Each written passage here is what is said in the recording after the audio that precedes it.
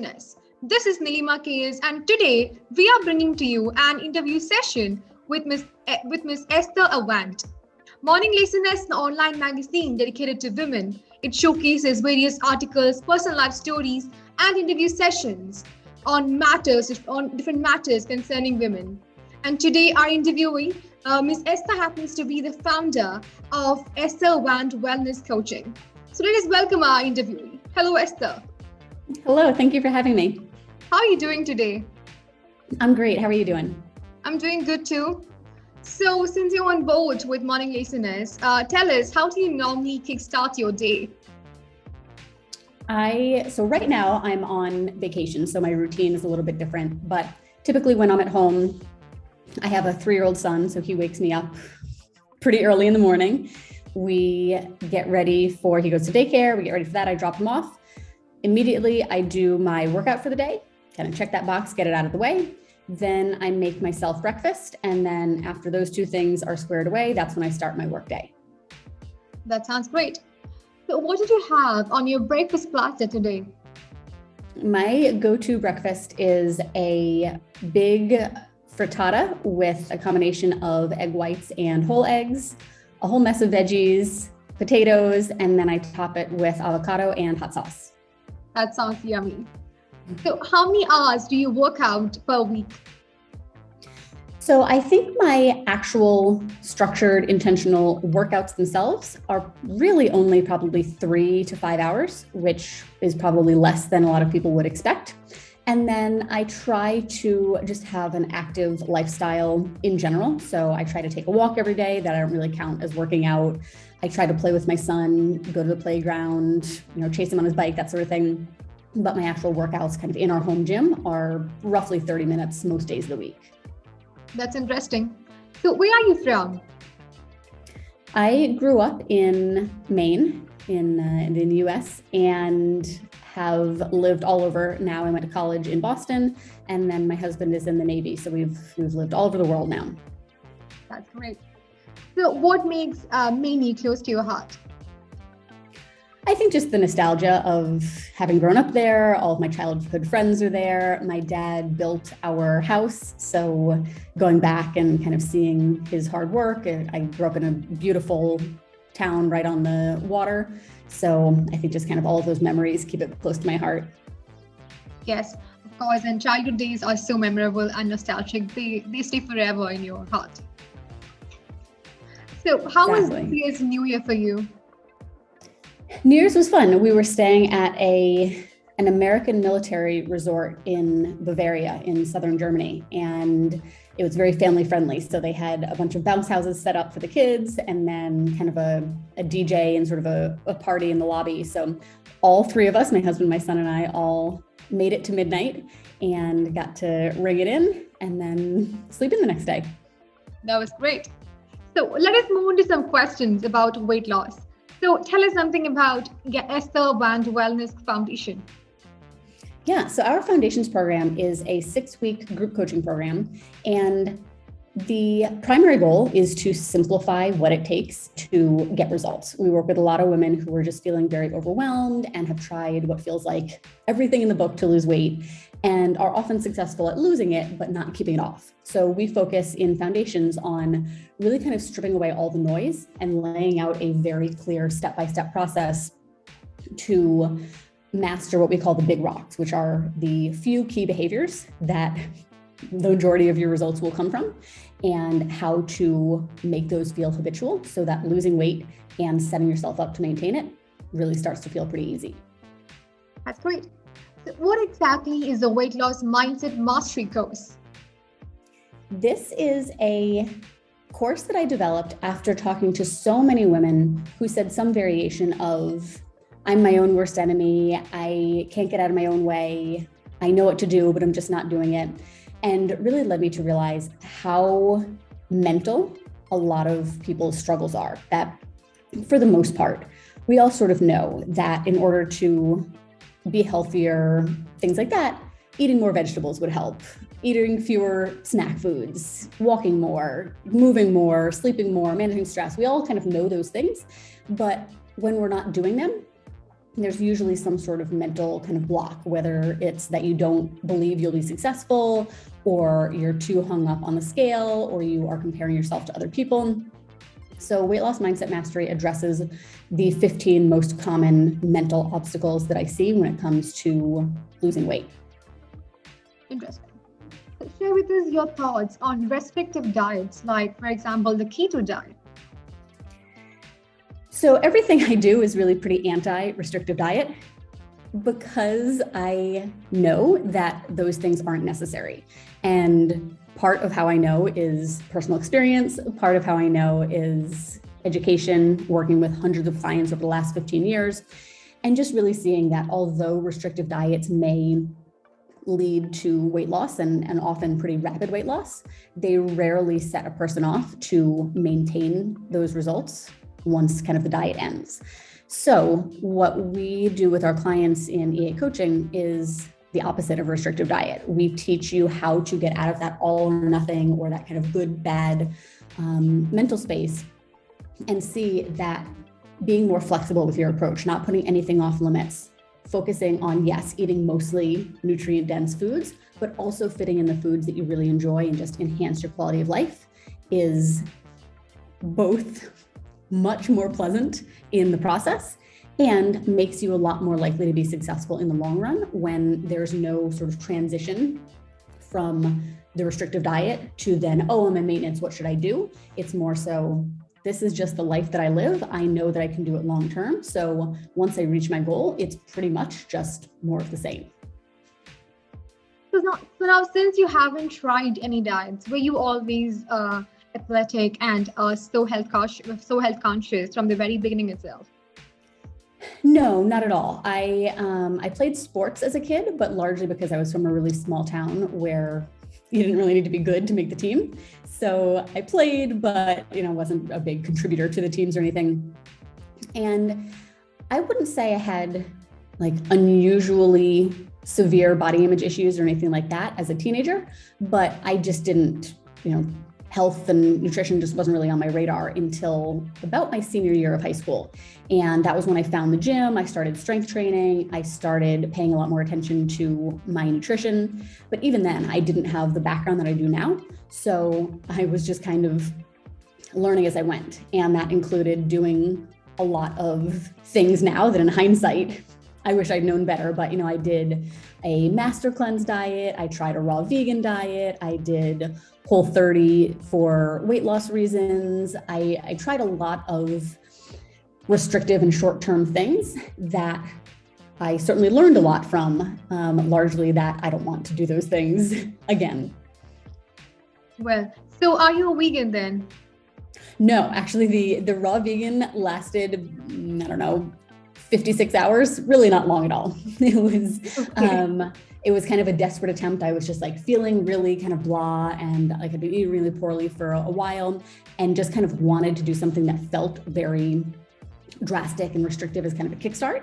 And then very quickly realized this isn't going to cut it. I'm hungry. I'm not pleasant to be around. This isn't the answer. So now I eat a pretty unlimited diet that I try to keep pretty well balanced with my lean proteins, my produce, and things like that, but nothing is off limits. That's great. So what are the features of the Foundations group weight loss coaching? So Foundations is a really cool hybrid of an educational curriculum, so kind of the modules like you would get in a course, plus live, very high touch actual coaching. So we have 6 weeks together, and each week the participants get a new module that kind of walks them through one of the components, one of the big rocks that I mentioned earlier. In the beginning, we take a lot of information about our clients and we calculate some specific starting calorie and macronutrient targets. And then we teach them how to use food tracking as a tool to develop awareness and how to make the changes to their diet that are going to yield results. So everything from planning ahead and prepping meals where it's beneficial to the benefits of strength training, the benefits of rest, things like that. So that's kind of the course piece of it. And then in our Facebook group, which is where we do most of our engaging, we have daily accountability threads where our group of coaches are asking questions and providing feedback on the sort of end of day, what your day looked like previously. And then we have weekly office hours where you can get live coaching for, whatever is on your mind and however specific it is to you. So it's a really great combination of education and actual implementation with the guidance and support that you need to ingrain those things, so that we don't want you to just be successful for 6 weeks. We want you to be successful for 6 months, 6 years, 60 years. And we call it foundations because that's exactly what we're doing, is building you a stable foundation so that as you continue to grow, you know exactly kind of what to always come back to and where everything starts.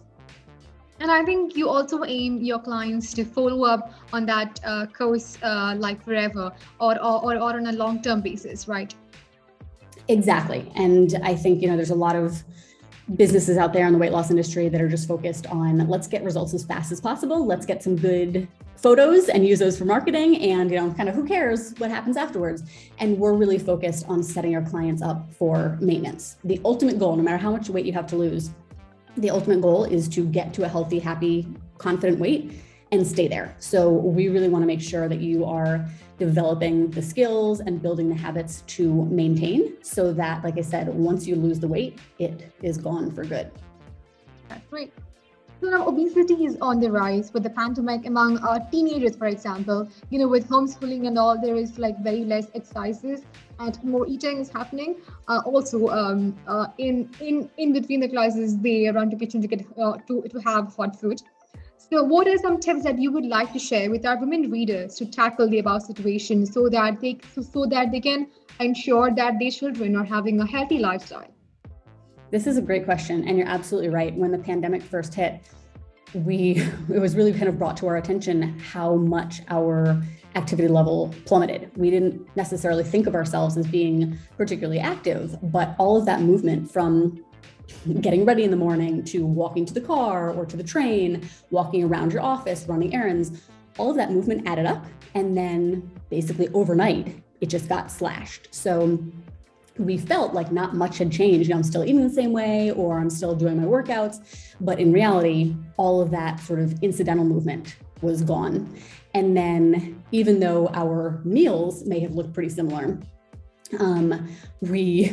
most of us did a lot more snacking for the exact reason you said. We were just kind of in the confines of a place with a kitchen handy and not a whole lot else to do besides turn to food for comfort. So those were two of the biggest contributors. And the reason that I mention it is because to reverse the effects of it, you just kind of need to look at, how do I undo those changes? So on the daily movement front, something that can help a ton is just setting a daily step goal. And if you have like a smartphone or a watch or any sort of fitness tracker, just kind of see how many steps do I take on a normal day, and work on getting that number up above 6,000, 7,000 most days. It doesn't need to be overnight, and there's nothing magical about 10,000 or 9,000 or whatever, but to just prioritize moving throughout the day. And if you are still working from home or homeschooling, just setting some alarms or building it into your schedule, where for me, I work from home, and when I eat lunch, I get up and I go for a walk. And I just try to build in some consistent sort of movement anchors throughout the day to ensure that when I get to the end of the day, I'm going to have been not sitting the entire day. Another thing that can help is just doing things around the house. A lot of times we focus on efficiency and how many bags can I bring in from the car in one trip, or how many loads of laundry can I carry in my arms and kind of stumble up the stairs. But if you start thinking of chores as an opportunity to get in extra movement, you can get several thousand steps a day just bringing laundry to rooms and just tidying up after the kids and things like that. So rather than feeling like all of your movement needs to be intense or in a gym or things like that, just looking for those opportunities to move more, doing life. So that's kind of the exercise piece. And then on the nutrition front, I think one of the simplest and most helpful things is just shaping your environment to support the choices that you want to make. It's hard to resist when you have a pantry and a fridge full of these really tasty, hyper palatable snacks. So if you're noticing that it's more of a habit or an act of kind of mindless convenience where you just kind of find yourself in the pantry eating something, make that harder to do, whether that's not buying those foods, period, and then there's not an option, and then filling the house with more nutrient-dense snacks, your fruits, your veggies, things like that, or just taking a little bit of time when they come into the house to pre-portion them into single-serving baggies or Tupperwares, and then storing them out of sight and hard to reach just provides some friction between you and that thing. And really what it does is kind of makes you jump through a few hoops. So you're not likely to find yourself, on top of the counter trying to grab something off the top of the fridge and not realize you're doing it. So you just kind of build in these hurdles for yourself so that you can have that come to moment of like, wait a second, what am I doing? Am I really hungry? Do I want this? You know what? Never mind. So all of those can make a big difference at reversing the weight gain that a lot of people have seen through the pandemic. Those advices were really great. And talking about stairs, I could relate because once the pandemic from this end got relaxed a bit, schools had opened and we were asked to come to classes. So just seeing the stairs, which will take me to my class, I was like, oh my God, somebody carry me, please. I can't climb these many stairs because during the pandemic, I sat at home, ate homely food, delicious food, and forgot about exercise and everything. And seeing the stairs, I was like about to get fainted. So I can understand that situation, Exactly. Right. So what were the challenges you had faced launching Esther Avant Wellness Foundation, and how did you overcome them? So are you wondering about the foundation's program or the company overall? The company overall. Okay. So I think one of the big challenges is in the beginning, I was I don't know if it's stubborn or prideful or what, but to ask for help. And I just kind of had this belief that I'm smart, I'm educated, I know a lot about this, I'm good at what I do, I should be able to figure it out myself. And after a couple of years of kind of stumbling along, trying to learn how to build an online business myself, I finally invested in a coach. And I was so annoyed that I hadn't done it sooner. It just helped a ton in having someone who had been there and could say, these are the things that are important. Just like we teach the big rocks in our foundations program, having somebody who kind of laid out a roadmap and said, like, don't worry about all this stuff. Don't get distracted. This is the first step. This is the next step. Tell me how you're feeling. Let me hold you accountable. That was one of the biggest things. And once I did that, then the challenges aren't over. And it kind of became, okay, exactly what do I want to include in my programs and offerings? There's so much that I think is important. How do I strip that down into manageable kind of bites of information? How do I make it actionable so that people are actually not just learning, but implementing? And then, of course, how do I share with people what I'm doing? It's very easy to put together a great program and then have nobody know about it and kind of just have crickets. So then it was kind of learning the marketing, the sales side of, all right, I know this is good. I know this is going to change people's lives. How do I convey that to them? Right. Now, body shaming is a trend that is causing a drop in self-esteem and a soar in anxiety and eating disorders. So how would you like to comment on the same? How can we as mothers, advise our children to believe in themselves and not on the photographs and the posts they see on social media that promote body shaming? This is such a good question. And two things come to mind right away. One is curating your social media feeds. And this is something we encourage our clients to do. This is not unique to young girls or anything like this. This goes for anybody. You get to choose, for the most part, what you are exposed to on social media. So if you are choosing to follow, or even if you are not, like muting the ads that pop up or things like that, people who make you feel bad about yourself, do something about it. Maybe that's a complete social media fast where you just, don't log on for a while, you delete them from your phone. Maybe it's just going through and individually, every time you see a picture that brings up kind of that negativity, you just unfollow. But remembering that you have control over what you're exposed to. granted, going out in the real world, you may see people and things may happen, but at least on social media, you have a lot more control over your exposure than it might feel sometimes. So that's one piece of it. And then the second piece, I think, especially speaking to moms who have young kids and especially young daughters, is that you model the beliefs and the behavior that your daughters are likely to pick up on. So, something we talk a lot about with our mom clients is the things that you say to yourself. Would you ever say to your daughter? And the answer is no. And something to kind of hammer that home is we say, would you, in your daughter's bathroom, would you every morning write on the mirror, you suck, you're fat, you'll never amount to anything? Of course not. You would never do that. And the thought of it probably, makes you uncomfortable. And the reason you wouldn't do that is because you know that seeing that and reading that and hearing that over and over and over again would be what she starts to believe. So I would say start with yourself. If you, maybe picked up on low self-esteem or body negativity from your mom, you can be the generation that stops it. You can decide, I'm going to do the work on myself to model the behavior that I want my daughter to have.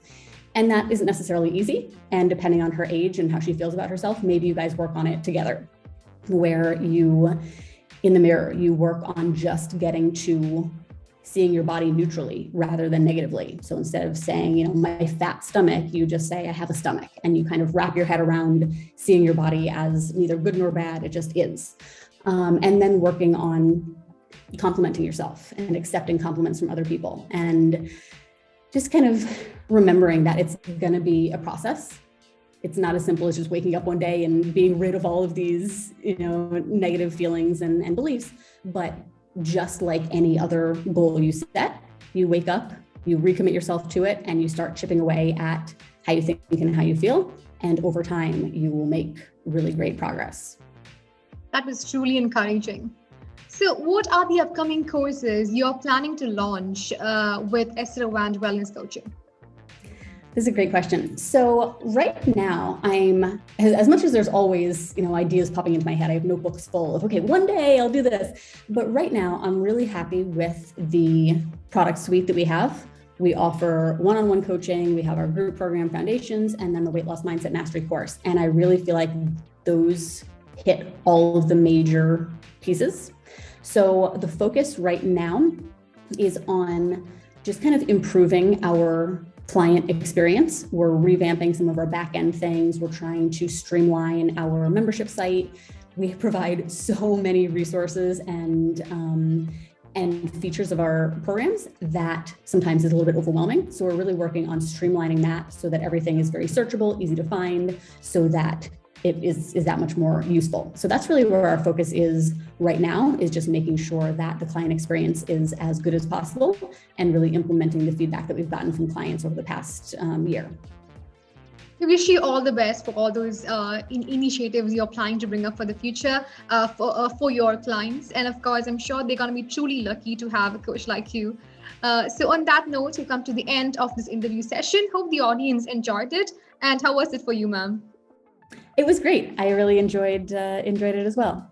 Thank you for joining us today and patiently answering all our queries. I'm sure it's going to help all our women readers to provide a healthy lifestyle for their children.